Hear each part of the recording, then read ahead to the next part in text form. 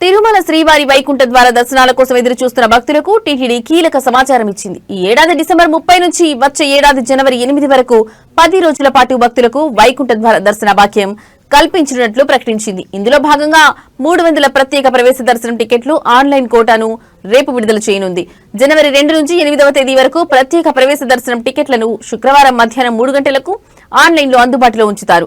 అలాగే శ్రీవాణి ట్రస్ట్ దాతలకు దర్శనం, వసతి గదుల కోటాను అదే రోజు ఉదయం 10 గంటలకు విడుదల చేయనున్నారు. భక్తులు తమ టికెట్లను టీటీడీ అధికారిక వెబ్సైట్ ద్వారా మాత్రమే బుక్ చేసుకోవాలని అధికారులు స్పష్టం చేశారు.